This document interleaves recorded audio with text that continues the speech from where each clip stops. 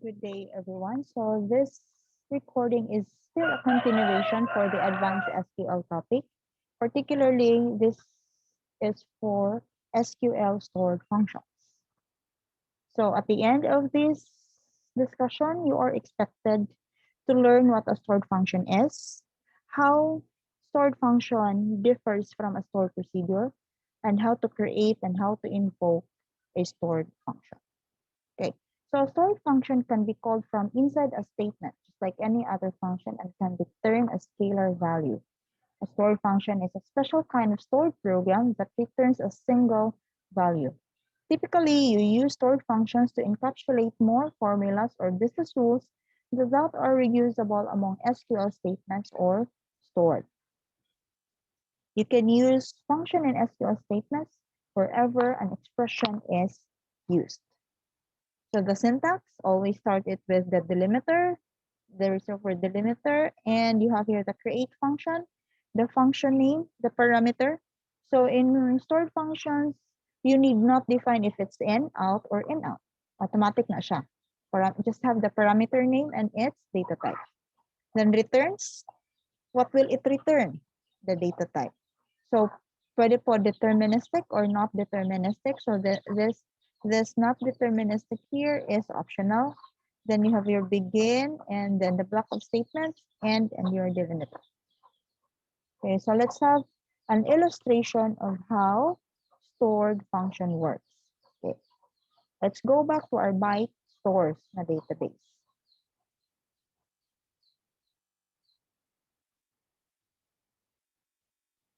Byte stores. Okay, so in my byte stores, I have here the stocks table. Okay. So I have here the store ID, the product ID, and the quantity. So I wanted to what they call this one? To give a alert on a particular quantity of each product so that I will know if I will need to reorder or not. So I will try to check on the quantity. Kung mo zero na ganin siya, dapat mabutang siya out of stock para dili ko makabaligyaan ang product. Kasi man ako ibaligya kung wala pa stock. Okay, so let's try to categorize our stocks. We have high, moderate, low, and out of stock. Okay, so let's try to have a categorization based on the quantity. So example, example, I wanted to set high. Oops, I wanted to set high if stocks is greater than 25.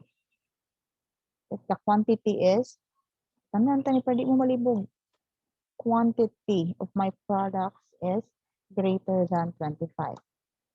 Moderate if my quantity is less than or equal to 25 and greater than or equal to 10. Moderate meaning kaya-kaya pa. Okay? Tapos mo yung kung low, if quantity is less than 10, but greater than, but quantity is greater than or equal to 1. Out of stock, if quantity is equal to 0. Okay? So, muna siya atong gusto buhaton sa ato ang function. So, let's go. SQL. So, di gyapon mo matens kung mag-error inig run. The same siya behavior ni stored procedure. So, let's define first delimiter. and then create function, stock level. I want to know stock level. Take out ha, case sensitive na siya. Ha? Ang parameter na ko is number of stocks. Number of stocks of type int. Then I have here returns. What value should it, what type should it be returning? It will be varchar. Okay, atong i-return ani high, moderate, low, of stock man. Of length 50. And then, pwede na ko di magbutang atong deterministic or non-deterministic. I'll go directly to begin. And then, I will declare a variable named stock level. Variable na siya ha. That's different from the function name. Stock level. And then, of type varchar of size 50 or of length 50. So, mag-start na din ko. So, now I have here if number of stocks, meaning katong ako ang parameter, number of stocks is greater than 25, then set, sa atong iset, stock level, ang variable. Stock level is equal to high. Because else if number of stocks is less than or equal to 25 and number between 25 and 10 lang siya ba? Number of stocks is greater than or equal to 10. So, enclose na ko siya parenthesis for dili na libog. 10. Then, set stock level is equal to moderate. Then, I have another else if. If stock level is kaning para sa low, that is the value between 10, less than 10, but greater than or equal to 1.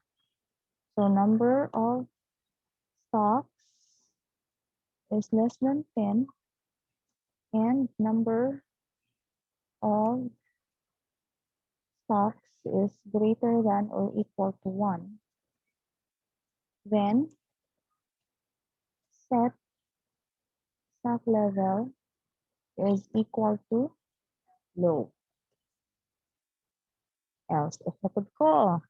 Else if number of stocks is equal to 0, then set stock level is equal to yung out of stock. And then I have here and if tapos kung i-return ang value ni stock level. Pwede natin siya enclose sa ano? Stock level. And then end.